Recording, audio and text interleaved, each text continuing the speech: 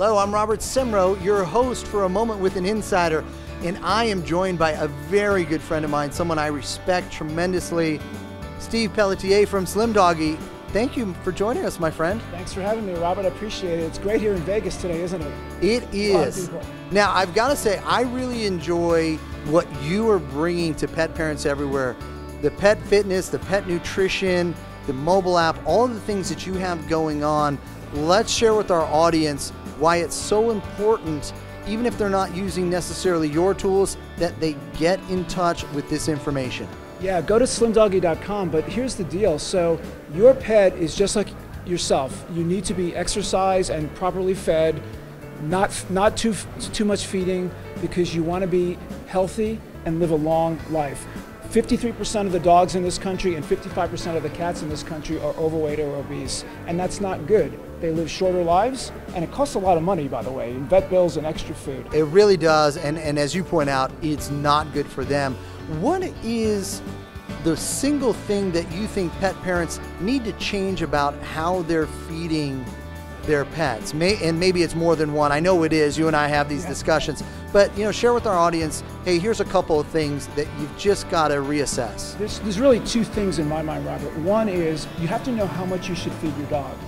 Feeding your dog depends on how big they are and how active they are. So if you have a small, inactive dog, you feed him a little bit. If you have a larger active dog that runs around, and when I say run around, I don't mean just running around in the house. I mean outside running and exercising, you'll feed them a lot more. So if you don't know what that number is, you should find out. You can go to our site and find out, or look it up somewhere else. And the second one is, people just don't know. Right. They don't measure. So even if you knew that you should feed your dog a cup of food per day, what does a cup mean? It could be 16 ounces for one person, it could be 24 ounces for another. It's 8 ounces, by the way. So use a measuring scoop like this so that you can adjust the food appropriately. Absolutely. I love this. This is one of the new tools that I use with my pets, because you're right.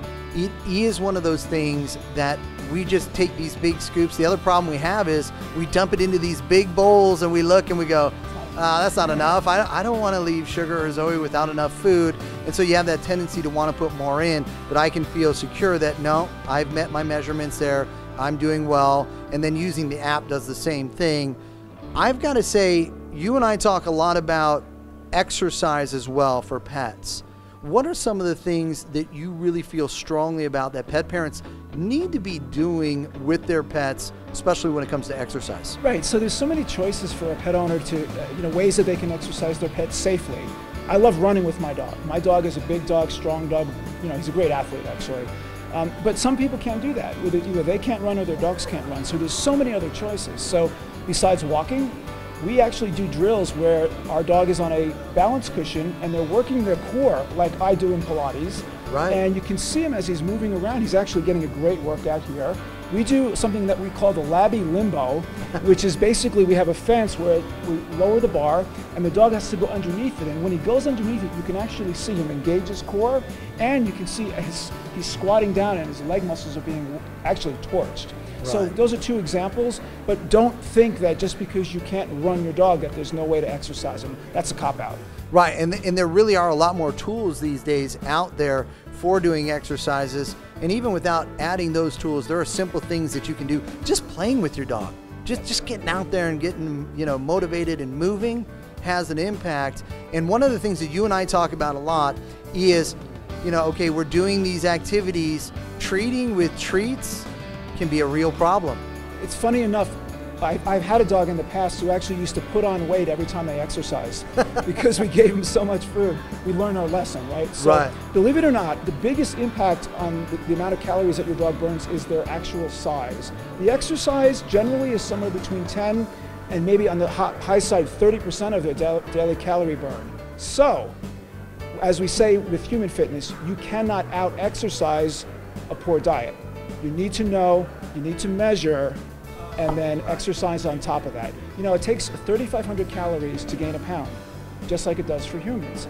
If you have a 50-pound dog and you run them about a half an hour a day, that's gonna burn about 100 calories. So in the course of a year, that running will save 10 pounds worth of excess weight.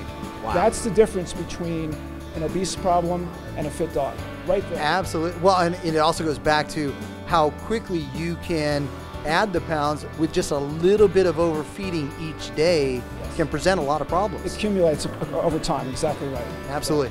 Now, what are some of the things that you tell pet parents who are concerned about, listen, my pooch is getting a little bit, hefty. Yeah, he's big bone, but I need to make some changes. What advice do you give them? Where do you suggest they start? Well, I would say go to slimdoggy.com. First of all, we write articles every Friday. We call Fit Dog Friday, which is an article on different exercise routines for dogs. Okay. We write something on Tuesdays called Tasty Tuesday. This is a piece that talks a lot about the dog food industry.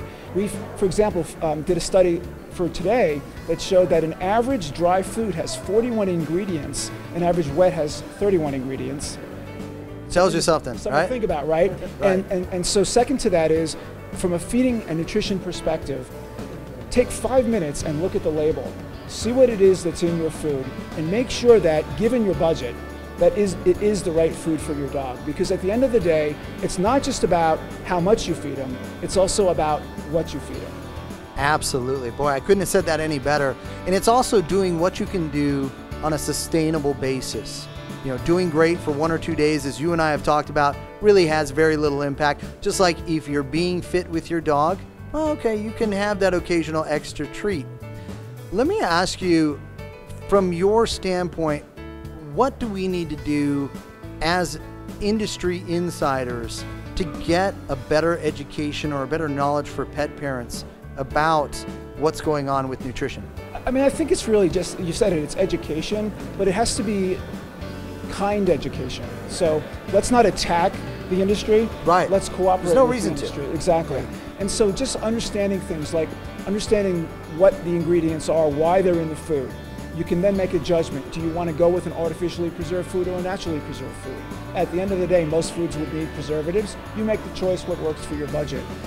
Know too that your animal is more likely to live longer if they are at a healthy weight. That is a really critical point for people. They think oftentimes that food is love.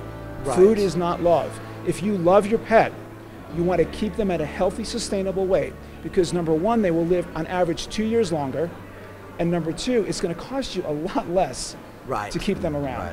Well, and we say this all the time, your pet is what you put into it, and the best that you can do is going to get you the best pet that you can have. So, That's right. Yep. Steve, for those who want to get more information, who want to find out what you're doing, the different articles you're writing, where's the best place to do that?